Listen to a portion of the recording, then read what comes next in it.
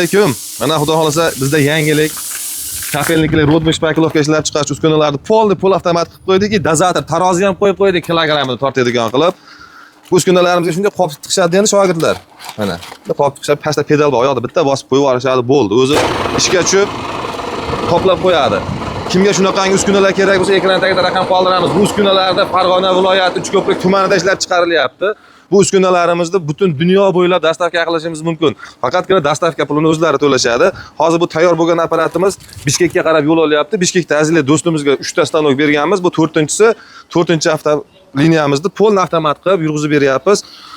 Buni qulayligi shu kilogramni qo'yadi-da, bitta pedalchani bossa endi tavakkal bo'lmaydi bu yoq. Aniq kilogramda chiqadi mana. Xudo 16 kilo 500 gram. 500 gram minus plusi bor.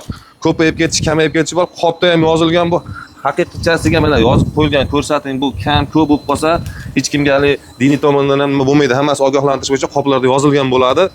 Xullas, kimga shunaqangi uskunalar kerak bo'lsa, bemalol Uchko'prikka kelib, kelishilgan holatda xohlagan variantda, xohlaganlarga dozator avtomati bilan, xohlamaganlarga oddiy variantini, bunaqa konveyer xohlamaganlarga, yangi boshlab turganlarga meshalkalarni o'zini ham qilib berishimiz mumkin. Mana bu meshalkani o'zida o'rnalari ham bor, fasovkalarni qo'yib joylab berishimiz mumkin.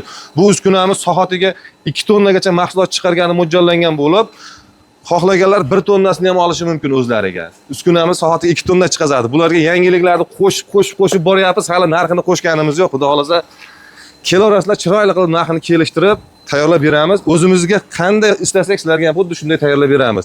Biz hammaning ishlariga rivoj ko'rganda ko'rishguncha.